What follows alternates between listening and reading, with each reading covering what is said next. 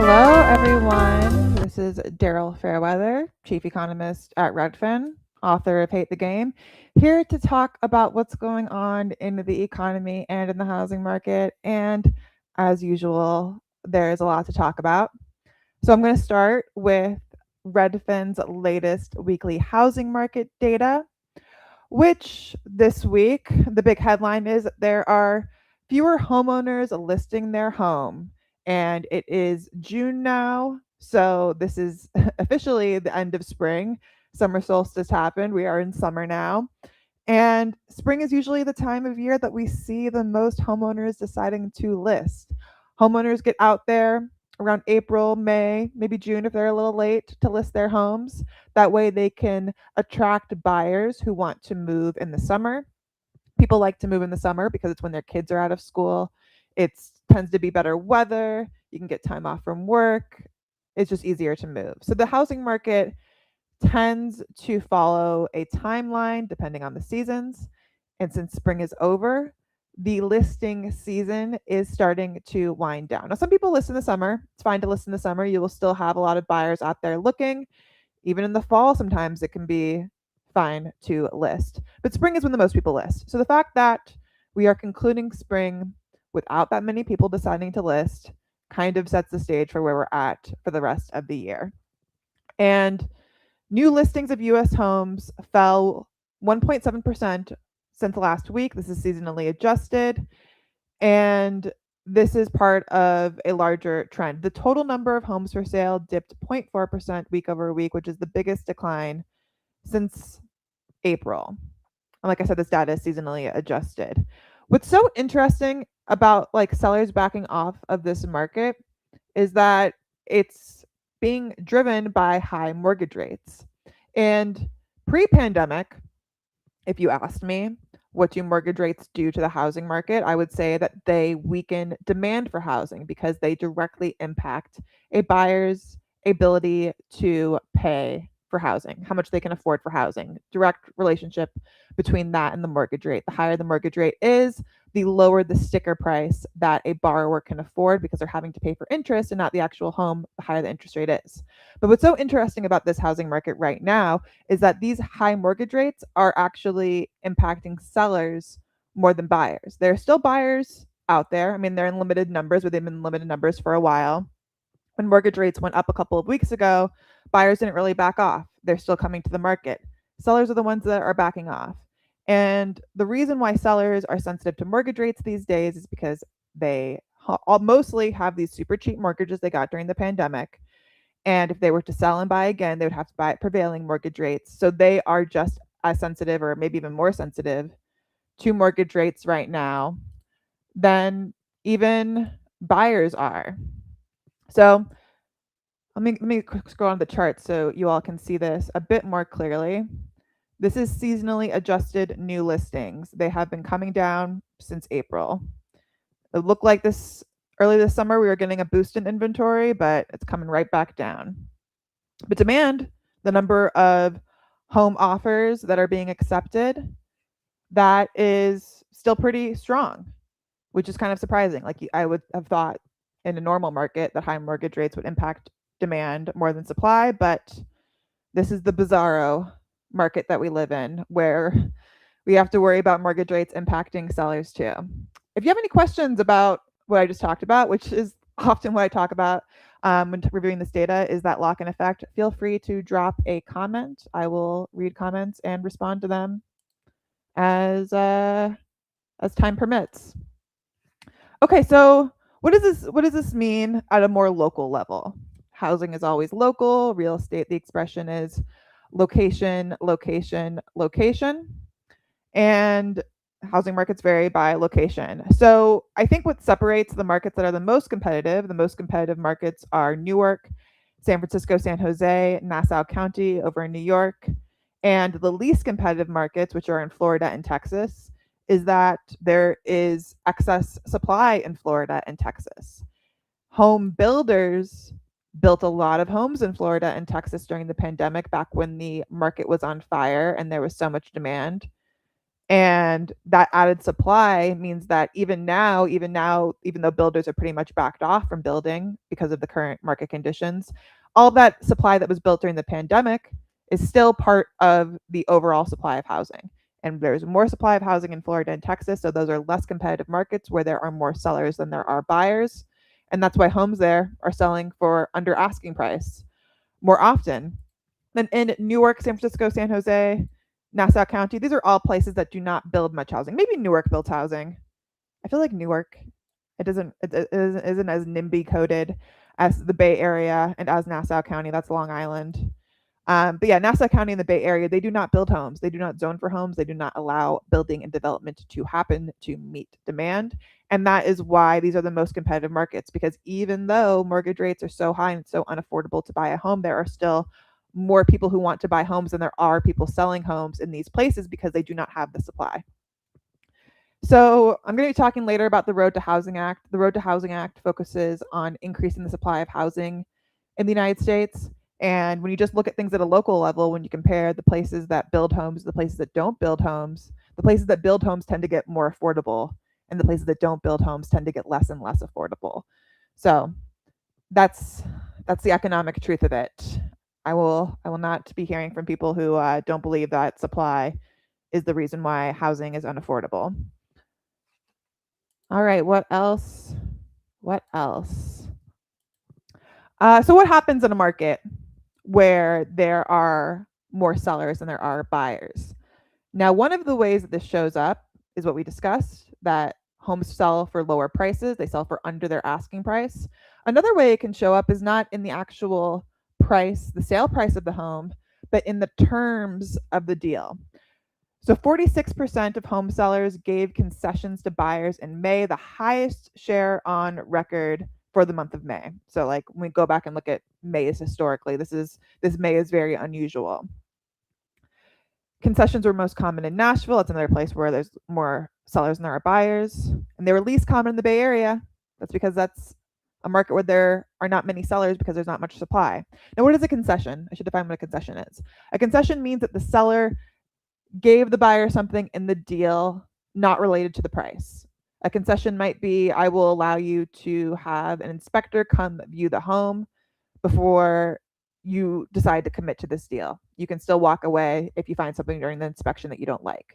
That's called an inspection contingency. There's also financing contingencies. That's like if for some reason you can't get a loan, you can get out of this deal without owing any money to the seller. So sometimes people get fired, sometimes people get divorced, and their financing just kind of like falls apart because they thought they had a certain amount of income and they don't anymore and they can't get a loan. Now, if you don't have a financing contingency and you have to walk away, you lose your earnest money. That's the money you put down when you make an offer to show that like you're very serious. It can be like anywhere from $1,000 to $20,000 usually. You can have financing contingency where you can walk away without losing that money if you don't get financing. Others are cash at closing. So the buyer, they get the loan goes to the seller gives them back some cash in their pocket. I don't know, maybe to pay for like moving expenses. Maybe they pay for a rate buy down. That's when the seller pays that the buyer can get a better interest rate. Those are more popular now that interest rates are higher. These are the concessions that I can think of. Drop it in the chat if you think of a different concession that I haven't named. But all of these things have value, but they don't show up in the price. So sometimes so even though, what are sale prices right now? I should go back and look. Even though home prices are going up now at $409,000, how much are they up year over year? Up 2.5% year over year.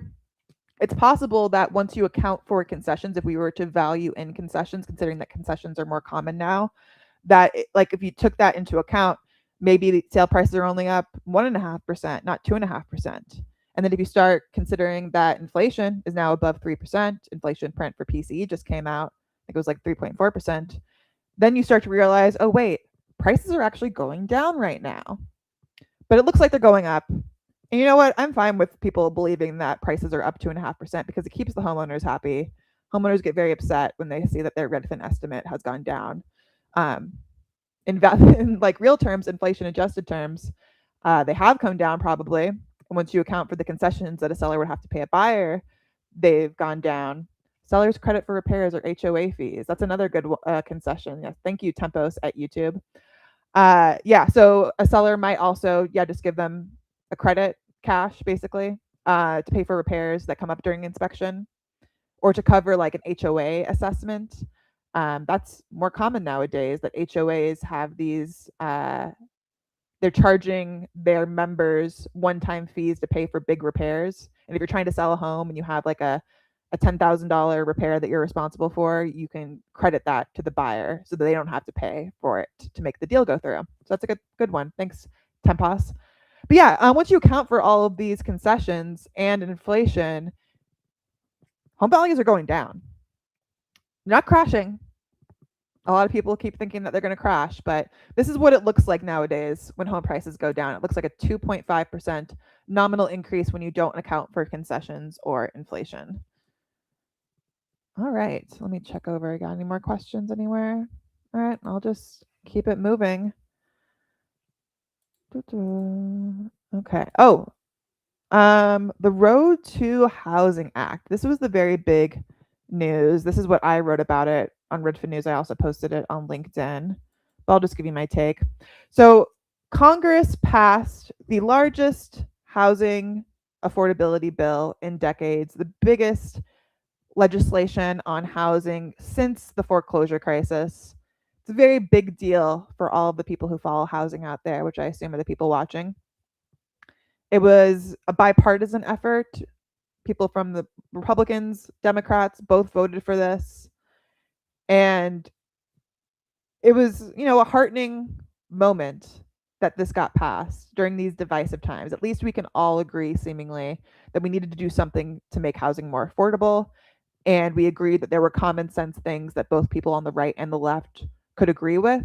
This bill does not cost any money. It's all about changing regulations and reallocating money to better incentivize more housing development.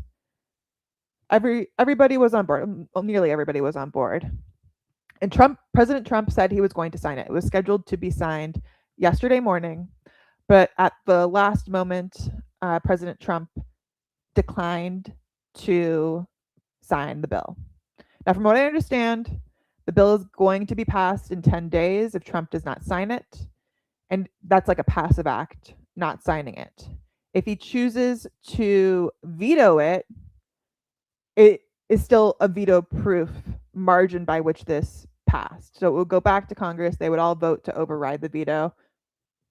Maybe that's a question mark. Maybe the people who voted for it wouldn't go so far as to override the veto. So maybe that's not like 100%, but like theoretically, if everybody who voted for this bill showed up and like reaffirmed that they wanted this thing passed, regardless of the president's veto, it would still get passed.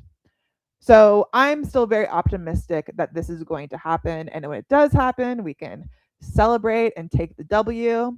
But for now, it's back in limbo, at least for the next 9 days now, because of President Trump's refusal to sign it. Now, why is he refusing to sign it?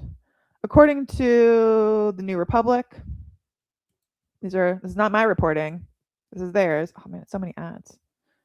Did I click on an ad? All right, according to the New Republic, Trump allegedly told GOP leader, no one gives a about housing. I believe the bleeped word in question was a synonym for defecate or defecation. I don't want to curse because TikTok doesn't like when I curse. But yeah, this is a pretty bold statement, especially when like both bipartisan sides came together to vote for this. Obviously, a lot of political leaders think that housing is important.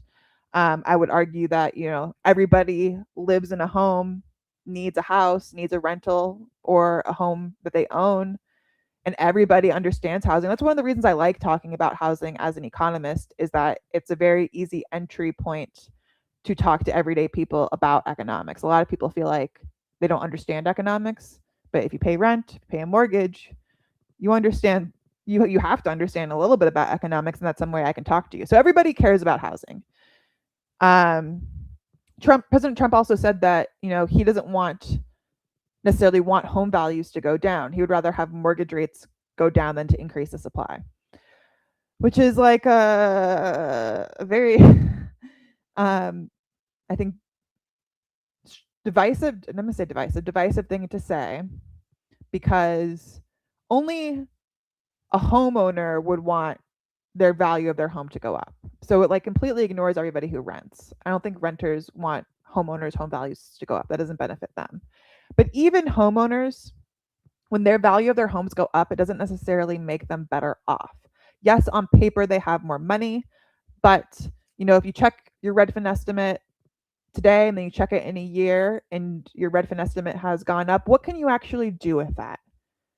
You could sell your house and buy your house back, That's what you would do if you needed to move. You would sell your house and buy a different house. You still have to pay the prices that are now elevated. So it's not like you're getting more house. You could sell your house and downsize and take the equity out then, but then you have to live in a downsized home. I don't think most people want to do that. You could finance your house. So I think that does matter. I mean, in a world where people don't have perfect access to credit, using your home as your access to credit, as your collateral against a loan, does like increase your ability to pay for things. Like if you are sending your kids to college and you have equity in your home, you could take out a second mortgage to pay for that instead of a student loan. So that, I guess, matters, but you still have to pay it back. It's not free money. Today's interest rates, it's definitely not free money. So like, what does increased home values really get us? It's nice to look at. I think that matters. I'm a behavioral economist. I understand that people want things for not necessarily rational reasons, but we've seen the negative impacts of rising home values in places like California, in coastal cities, in general high cost of living cities, and I think that like the jury should be out by now on rising home values not being good for the economy. We want more people to be able to own homes. So we want to build more homes so that the collective value of all the homes in the United States increases. That's good for GDP, but just having this inflation, essentially housing inflation, doesn't help people. So yeah, I'm still optimistic that this will pass, with or without the president's endorsement. I won't get into like the politics of why he is doing this, because it's just politics. It's like literally politics. It has absolutely nothing to do with housing policy or economics. It's just all politics. So hopefully, policy wins over politics soon enough. Okay. What else to talk about? Again, feel free to drop some comments. Okay. So this is kind of not exactly about housing. It has to do with I guess the political moment where it seems like left leaning ideology is gaining more traction. We saw that with the elections in New York this week with Mamdani's approved candidates winning. And this last week, the Pope was tweeting. I don't know why the Pope tweets now. Sorry if I say anything that's offensive to Catholics. I'm not Catholic, so excuse me ahead of time for maybe being disrespectful to the Pope. Okay, so the Pope tweeted, "It is important to resist the commodification of basic human needs." I read this first sentence in this tweet, and like as an economist, this term commodification confuses me so much. And then I saw it pop up again. So I was on the Prof G Markets podcast this morning talking about the road to housing bill, and in the comments, this word that the Pope used came up again, or I guess it's like a same concept but slightly different word, decommodified.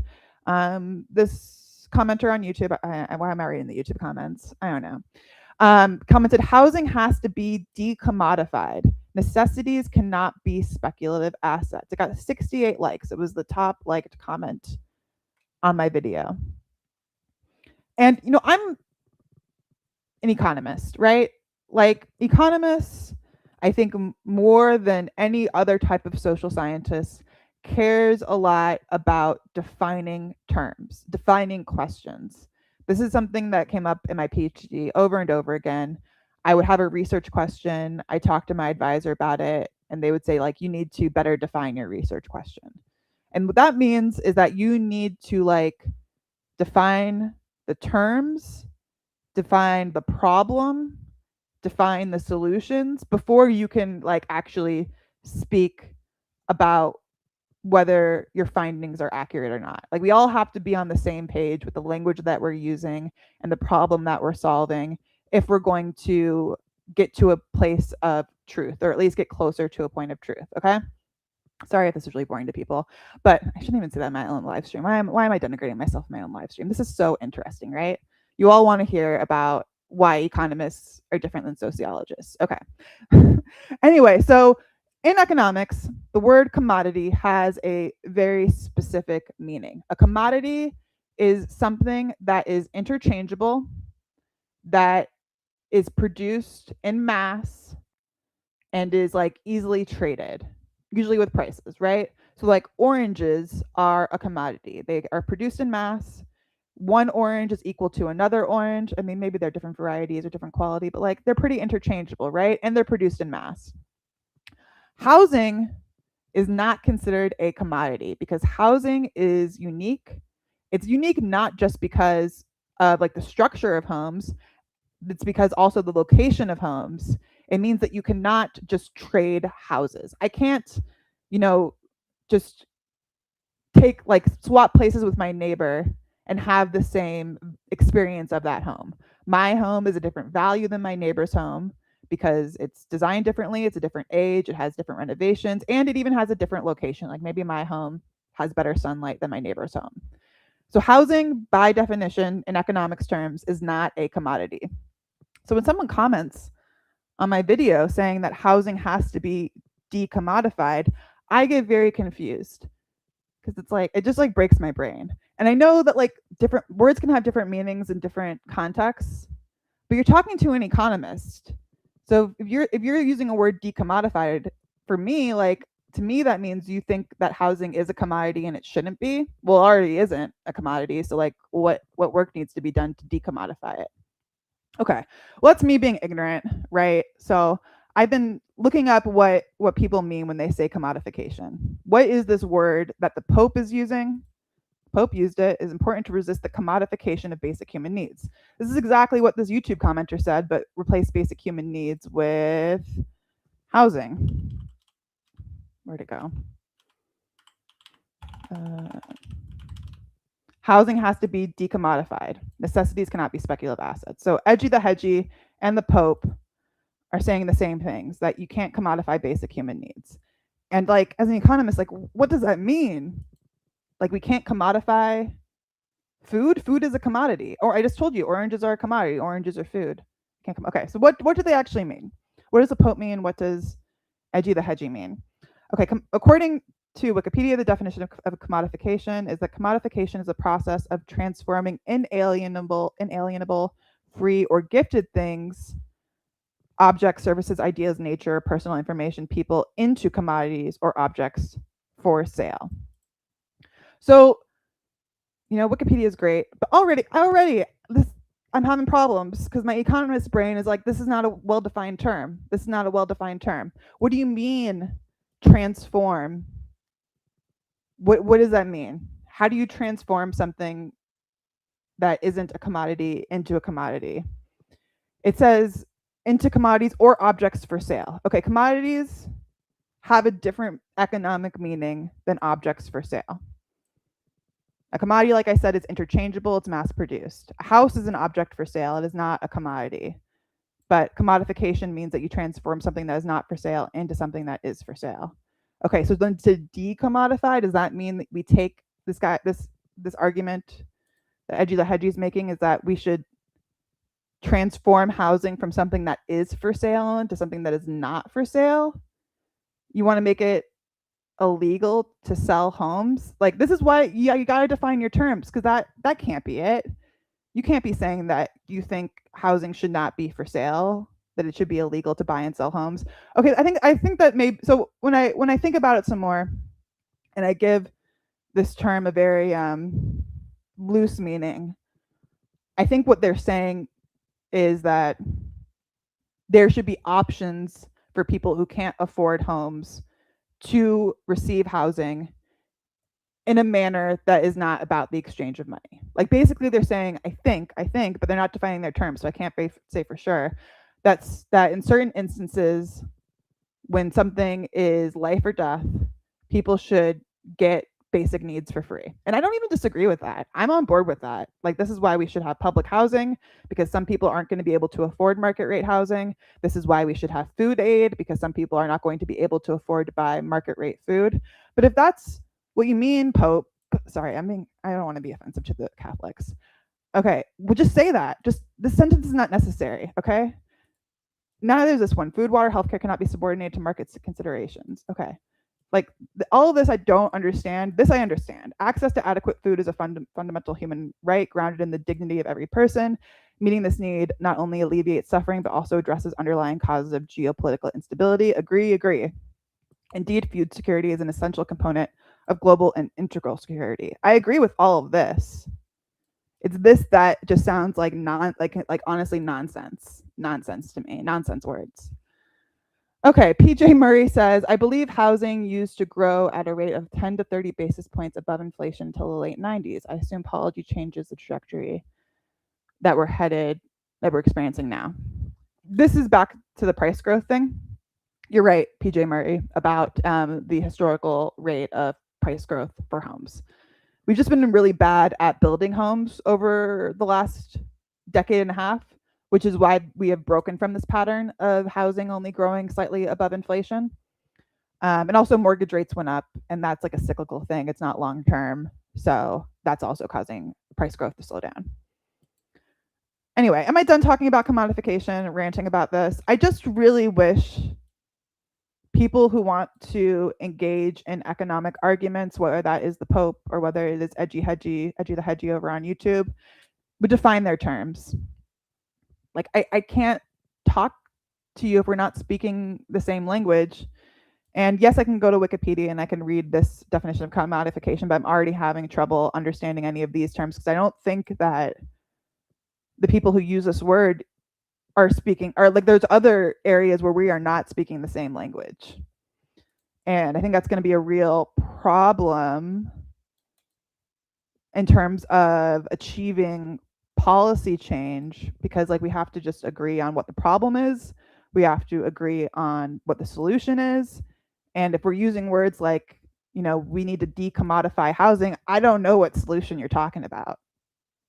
That doesn't make any sense to me. Okay, I'll move on from this unless people have questions. Okay, what else is going on? So Redfin put out this report about migration patterns in the face of climate change. And I'm just checking over to see if there's comments anywhere else. Someone said this is very interesting. Thank you. Someone said, what do you think about the Seattle area market for single family? Okay, I'm just going to pause and take some questions before I talk about other topics. All right, so somebody, was pointing out earlier that, historically home prices go up about 1% more than inflation. Right now, home prices are going down relative to inflation, but this is not a long-term trend. This is probably a cyclical trend, and really just the normalization after we had really fast home price appreciation during the pandemic. So this is like us kind of getting back to that long-term average, and it will probably take a long time because home prices went up so much during the pandemic.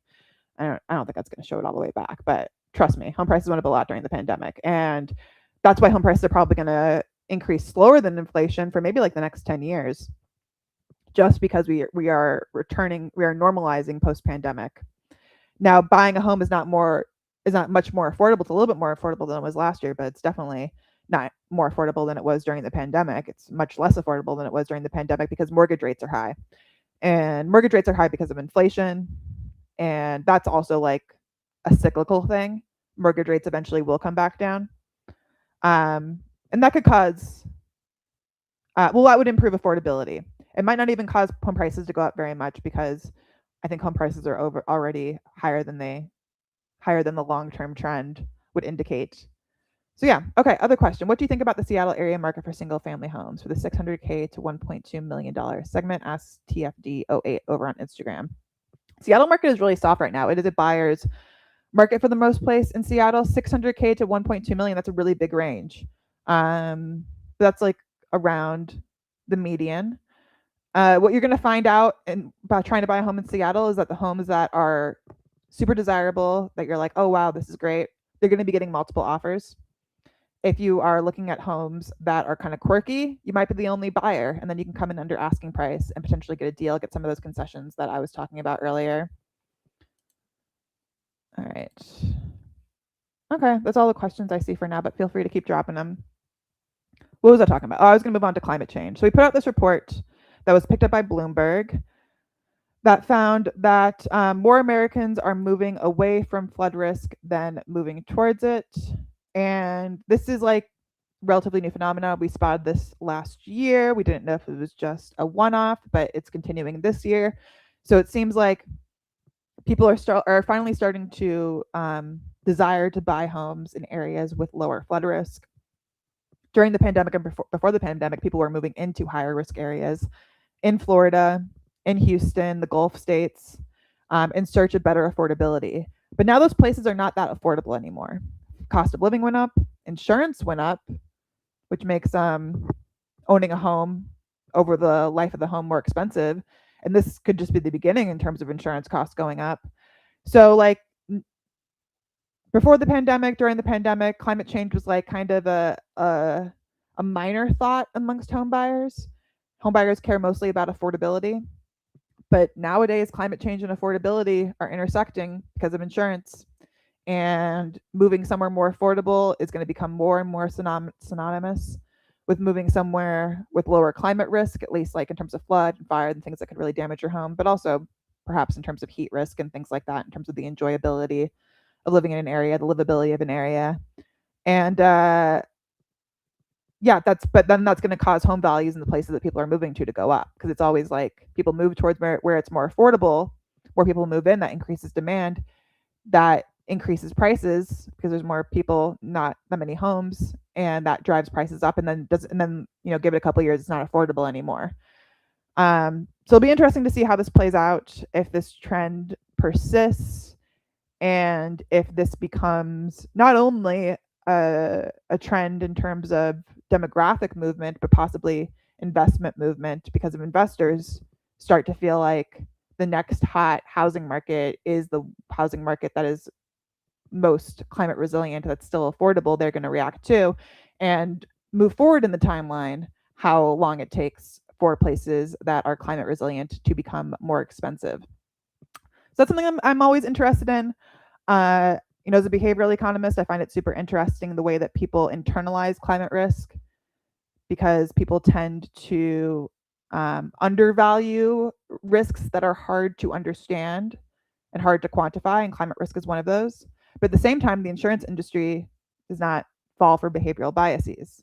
They are profit maximizers that theoretically would be more rational, maybe not all the time, but theoretically would be more rational than individual home buyers and home sellers. And they price that in. They're going to price it in before the home buyers and sellers, and that's going to make affordability change for those home buyers and homeowners. So always interested in how that's going to play out. All right, what else? Oh, so I was on Planet Money this last week. Shout out to Planet Money. They're always so nice. And they asked me this question about like, how do you know when, like, do we want home prices to fall? Are home prices going up good or bad? This goes back to President Trump's point that he does not want home values to fall or home prices to fall. I'm kind of using them interchangeably here, but they're not necessarily interchangeable. Is home values going up good or bad? Is home values going down good or bad? It depends. That's what this article was all about. So one example of home prices going down would be Austin post-pandemic. Home prices were going up very quickly in Austin because so many people were moving in. It was a hot migration destination. And because Austin is a place where they allow for housing development to happen, it has more of a YIMBY policy in effect. A lot of developers built a lot of housing, and the prices of homes in Austin came back down. That is a good thing. It is good that when prices increase, when demand increases, that supply is able to meet that demand in a manner that brings prices down. But then sometimes prices can fall for not good reasons, like what we saw in Detroit when the automakers left Detroit. The good paying jobs went with them, the demand for homes went with them, and it wasn't a supply driven increase or decrease in prices, it was a demand driven decrease in prices, and that was bad, not only for home values but also for like the city of Detroit's economy. So that's one way to break it down. Another way to tell if home values are going down in the good connotation or bad connotation is look at the land values. In Austin, land values keep going up. It's just that there's more supply relative to how much land there is. I mean, land is fixed, but like the reason that the way that Austin was able to make housing more affordable was not because land values went down, it was because the supply of homes increased. In Detroit, when the automakers left, the land values went down in Detroit. So it wasn't a matter of there being more homes, it was a matter of there being less demand, and that drop in demand impacted land values. So that's like another kind of test. If land values are going up and the price of homes are going down, like kudos, that is hard to pull off. It's possible. It's definitely possible with the right policies in effect. But that's always the dilemma of growing cities. It's when a city becomes more desirable, the land becomes more valuable, and if you're not actually building more homes on that land, then the homes become more valuable too. And that means home prices become more expensive. People have a harder time breaking into the housing market.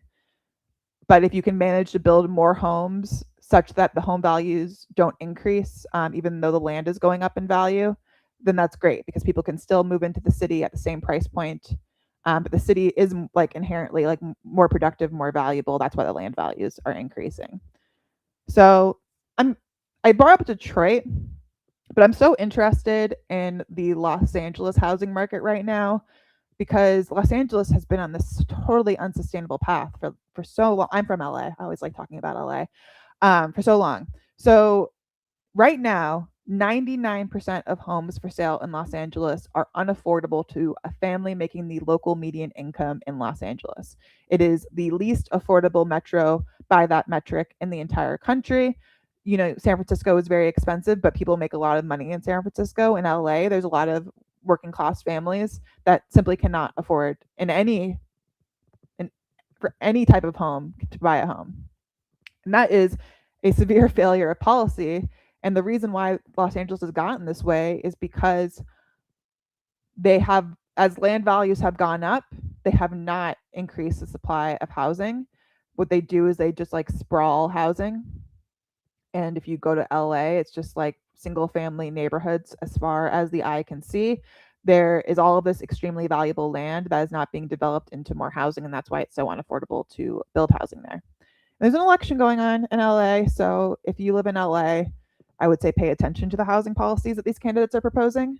Karen Bass, the incumbent, I don't think she's been very good about housing. She has not taken the issue seriously enough. They had this mansion tax in LA that ended up penalizing multifamily housing more than the millionaires that supposedly were the mansions that were supposedly being taxed. It was just a very badly written housing policy that is counterproductive, and we need to stop being counterproductive. We need to start being productive when it comes to housing, not counterproductive. So hopefully LA can turn it around. But another reason why LA is so interesting to me is that LA, for the longest time, has been centered around the entertainment industry. Like I grew up in LA, and if I remember, like even if you didn't work in the entertainment industry, if you were a dentist, you had clients who worked in the entertainment industry. If you were a lawyer, you had clients who worked in the entertainment industry. So much of the economy is built on top of the entertainment industry in Los Angeles, and the entertainment industry has been leaving Los Angeles partly because it's so expensive to live there and produce anything because you have to pay the workers enough to afford their rents. And this is how bad housing policy can really sabotage an economy. If the people who live there can't afford to live there, then you don't have workers to work in the industry, and the industry leaves, brings the workers with them to Georgia, to international locations, and the jobs leave with it. Now, I think LA is desirable enough just because of the location, because of its history, that people will still want to live in LA. So I'm not saying it's like going to completely go the way of Detroit, but San Diego real estate home values, they were higher than Los Angeles during the pandemic. And I think that that could happen again, that Los Angeles kind of loses its importance and it becomes more like San Diego. No shade to San Diego, but San Diego does not have the cultural cachet of Los Angeles because it doesn't have the entertainment industry. And LA will just be another coastal city without it. Okay. PJ Murray asks, aren't ADUs a popular option in LA to provide more housing at existing locations? Yeah, I love ADUs. I love the idea of putting ADUs in Los Angeles. They are now legalized thanks to state legislation. And you can now by right build or have 2 ADUs per property, per single family home, and you can have 3 housing units on what was previously only zoned for 1 housing unit. Now, we're not seeing like any signs of an ADU boom just yet because California also has Prop 13, which means that people can just stay in their single family homes and not have to pay increased property tax even as their land values increase, which means that like older homeowners who've lived in these places for decades, bought back when housing was cheap, have cheap mortgages or no mortgage at all, and have low property taxes, have no reason to build ADUs. Like, why would they? I mean, maybe they have kids that they want to help out, but you know, they're probably just not going to do anything because it's expensive to do something. You need money to build an ADU, and they're probably on fixed incomes. Older people is what I'm saying. But these baby boomer homeowners, they're gonna die one day. I don't know how to say that more gently, but they will. And when those homes get inherited or sold, they will probably get redeveloped into multifamily housing now that it is legal to do that. So that's why I am optimistic that LA could potentially have a turnaround. It could like become something grander than it was before if we see a lot of densification along with public transit, like the subway line, buses, all of that. I'm very nostalgic about LA because I grew up there, and I would love to see it reach its potential and not try to like stay frozen in amber because it just doesn't work. It never works. You can't keep things the same. You can just try to prepare for a better future. LA has been in denial about that for decades, and hopefully with you know younger leadership, things will change. What else did I want? Anybody else talking in the chat? I don't see anybody over here. Instagram. Do I have Instagram comments? Nope. All right. Well, feel free to drop more comments if you like. The last thing I wanted to talk about was this article that Stripe Economics put out. Shout out to the team of economists working at Stripe. There aren't that many like companies that hire teams of economists, but Stripe is one of them. Ernie Tedeschi is their chief economist, and they put out this super interesting report about solopreneurship. I love myself a good portmanteau. Solopreneur, that is a solo entrepreneur. I've talked about this in some of my YouTube videos. You can go check them out about AI, about how AI is going to lead to more people like going on their own, becoming entrepreneurs. And you can do it all by yourself now, theoretically. I mean, you don't have to, but you can with AI. Like you could use AI tools to help with your administrative tasks. If you don't have to have like a technical founder and a non-technical founder. Non-technical founders can use AI for the technical parts and vice versa. And I think also you can use AI to learn about business opportunities and to have feedback, to receive feedback on business ideas. So I think that I already had this idea in my head that there was going to be a surge in entrepreneurship because of these AI tools. And this is what they find as well. And their analysis, they find a steep increase in EIN filings. I believe that's like for an LLC. And they looked at how likely they were to be employing businesses versus non-employing businesses, like were they solopreneurs or not. And it looks like there was an increase in entrepreneurship, and most of the increase is identified as being solopreneurs. It looks like the spike happened in 2020, which predates AI. So maybe there's this theory that like everything we're seeing in the economy is not AI, it's actually just remote work. And remote work might be, or the pandemic maybe is more the better term, that like pandemic, people lost their jobs, they got sent home. Maybe they came up with business ideas during that time. That seems to be like how the timing works out here. There was a big spike in 2020. Also, there were those PPP loans. We talk about that, where people were like getting these very favorable loans from the government for if they had a business that they could file with. But still, it sustains afterwards. Like maybe there was this pandemic boost that maybe like it makes it kind of noisy.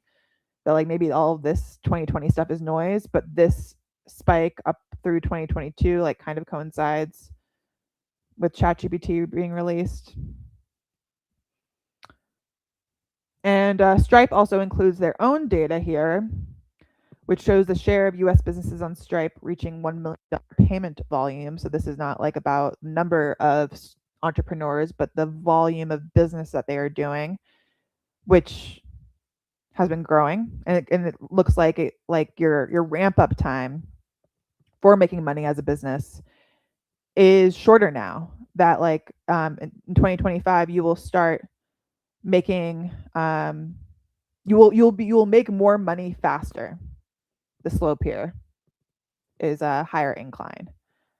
So yeah, I mean this report is super interesting, and I think has a lot of interesting evidence about whether AI is leading to more entrepreneurship. The reason I, as a housing market economist, think this is interesting is because it's pretty hard to get a mortgage if you are an entrepreneur. It's not a W-2 job. W-2 job, you give them your W-2 statements to the loan officer. It's easy to like assess your risk, and it's easier to get a loan. It's harder to get a loan when you don't have a history of income and you don't have income statements that are regular. So I think that like if more people are going to go this route, I would think that these entrepreneurs are going to be renting longer. Or maybe they'll marry somebody who has W-2 income that they can qualify for a mortgage with. Maybe you'll see a lot of entrepreneur husband, W-2 wife, or whatever gender pairing you want to go with, couples. Rob Faison asks, do you see the 30-year fixed mortgage going below 5.5% anytime in 2027? Okay, how much time do I have? Maybe I'll give a preview of this. Oh, can I show this? Okay, I'll just answer this question more vaguely. I get this question all the time. Where do I think mortgages are going to be a year from now? What makes this question so fraught is that you're basically asking me to predict every single macroeconomic trend now, not just in the next year, but over the next 11 years. Because 30-year fixed rate mortgages, I mean, it has 30 in it, but they're usually like calculated based on where the economy is headed over the next 10 years. 30-year fixed rate mortgages tend to correlate pretty strongly with the 10-year US Treasury. Most mortgages are paid off in about 10 years. That's why it follows 10 years, okay? Let me get a better image here when I'm talking about mortgages. Okay. So if you're asking me what mortgages are going to be like next year, you're really asking me is how different are my projections about where the economy is going to be headed in 10 years from now versus 11 years from now. Because like what mortgage rates are right now are a projection of where the economy is going to be over the next 10 years.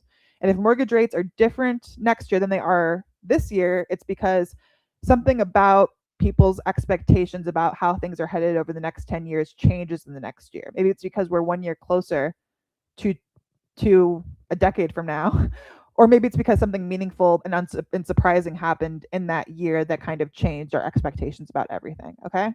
That's why it's like such a hard question to answer. Now, one way I can approach this question is like, what do I think the current market is not pricing in that they will come to realize they need to price in next year? And does that mean that like mortgages come down enough because of that? Or do we get past a rough patch in the economy in the next year? And so like we're out of this, that like that's no longer in the 10-year chunk that we're analyzing. Whatever's happening right now, 1 year from now is going to be in the past, so it won't matter anymore. That's like another way to approach this question. Okay, so that's an easier part to answer. Like what's happening right now that's not going to be a problem next year. I would hope that the war in Iran is not a problem next year. That's resolved. I would hope that the Strait of Hormuz is open a year from now. That's not a problem. And that both those things would cause mortgage rates to drop, because if we're not dealing with inflation from the conflict in Iran, then inflation should be lower, at least should be projected to be lower going into the future, and that could cause mortgage rates to drop. So yeah, maybe we will get below 5.5% because of that in the next year, assuming nothing else happens that makes inflation worse in the next year. Someone said, PJ Murray says, another way to frame it, how comfortable would you be to lend money at a rate below 5.5%? That doesn't make it easier for me because I don't lend out money regularly, so I couldn't answer it that way. Okay, so I think like one reason to think mortgage rates are going to be lower next year compared to last year is because the conflict in Iran and will hopefully be resolved. Another reason is like the trade war. The inflation from the trade war will be baked into the economy, won't be a contributing factor to inflation moving forward a year from now. So two reasons to think that mortgage rates can come down to 5.5% by next year. But there are reasons to think that like inflation could start to get worse for other reasons. One could be insurance. You know, I was talking earlier about how insurance costs are starting to go up. And it's not just home insurance, it's also car insurance, it's also business insurance. You know, if you're planning an event that's outdoors, you usually get some kind of weather insurance. If the weather is harder to predict, more severe, that type of insurance goes up. That means like things just get more expensive in the whole entire economy because of insurance getting more expensive, and that could lead to inflation. Also, with the trade war and the conflict in Iran, it seems like countries are becoming more isolationist, more resistant to free trade, and that decline in global trade could contribute to inflation, not just because like what's happening right now with the trade war, it could get worse. We also have a declining population, which could be good or bad for inflation. Let me put that to the side because that's hard to assess. I would say the other big category of things would be AI. AI could be deflationary. There's some debate about whether AI is inflationary or deflationary. I think that there are phases to it, and right now we are in the inflationary phase of AI, where we are spending lots and lots of money on resources to build data centers, and that costs a lot of money and can contribute to inflation. But once those data centers are built and AI is out there making the economy more productive, making it easier for people to produce things, and then that brings down the cost of things, that would then we move into the deflationary part of AI. But AI itself actually increases interest rates because it increases growth. It's not just about inflation, it's also about the growth rate of the economy. I forgot to mention that.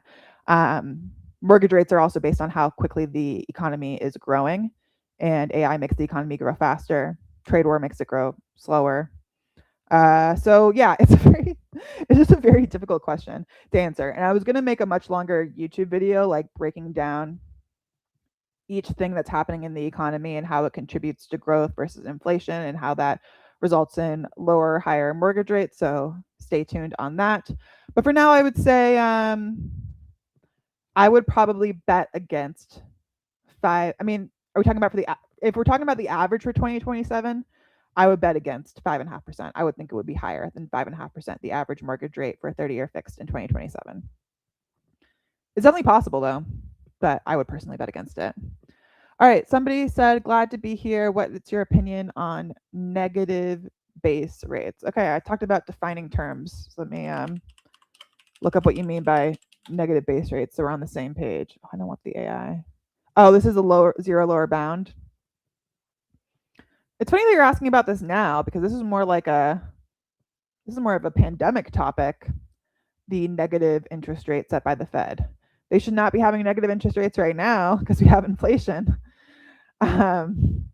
So I think that like the zero bound is not really a constraining factor on the Fed anymore because they can do quantitative easing, which means that they buy assets as a way to issue money instead of just using interest rates.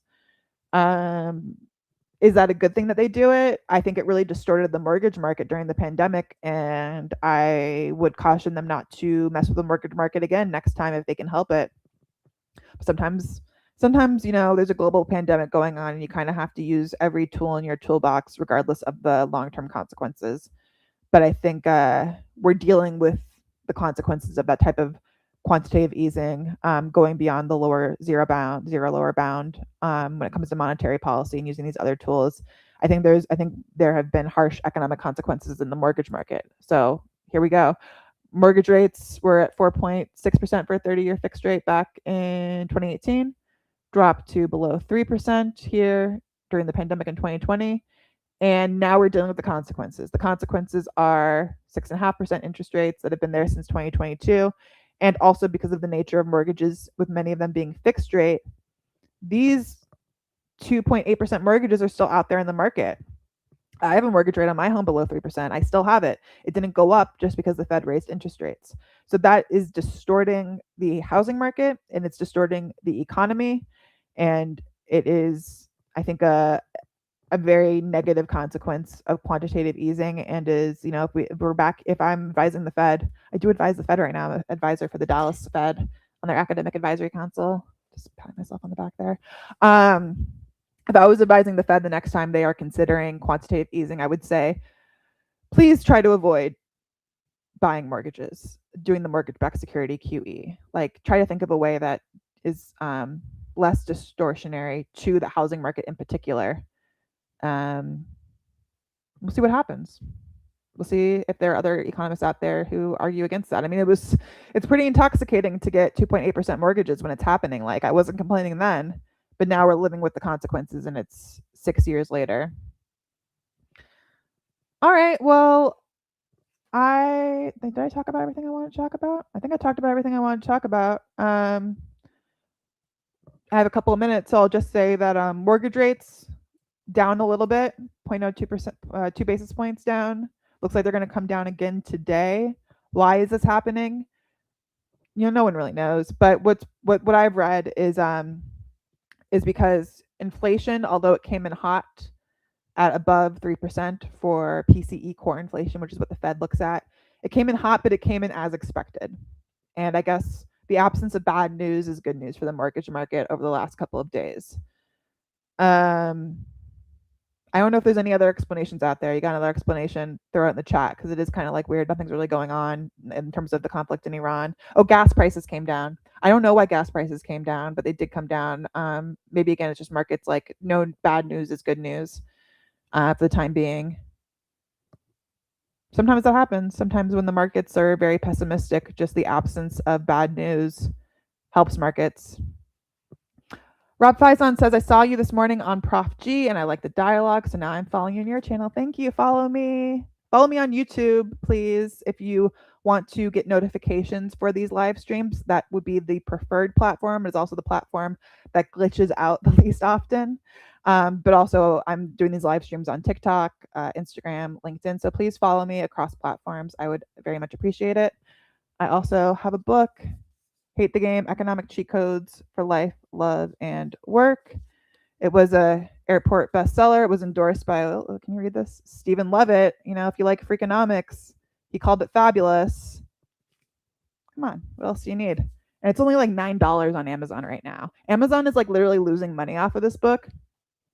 I'm an economist, so I've done a lot of research on the economics of the supply chain for books, and the way it works is that the MSRP on my book is $25. Amazon buys it, from what I understand, like I haven't actually verified this, but from what I understand, they buy it for 50% of the MSRP. So they're paying $12.50 for my book. They're currently selling it. Let's look it up. Sorry, this is turning into an infomercial.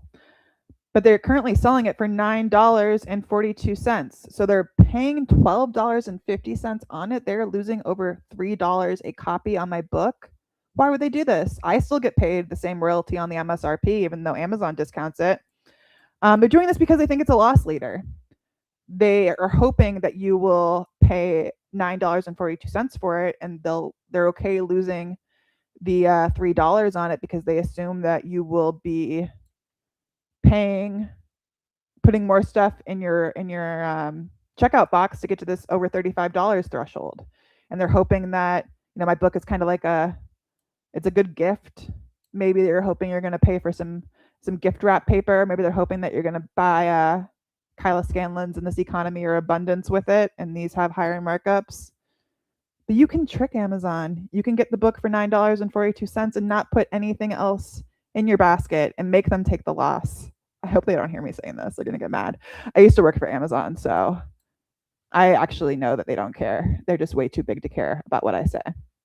Yeah, 62% off. So thank you to Amazon for discounting my book so much. Also available on Kindle, even cheaper, and audiobook. This is like the promo price because I'm not logged in. So it costs an actual what do you call it, credit or whatever. You can get a deal on the hardcover. It's such a beautiful book, right? It's just like it's so cute. You don't have to read it. I mean, you should read it, but it's just like a cute little thing for $9. Okay. All right. Thank you for coming to my live stream. I will be doing this every Thursday that I'm not on vacation or sick. So tune in and subscribe so you always know when it's going on.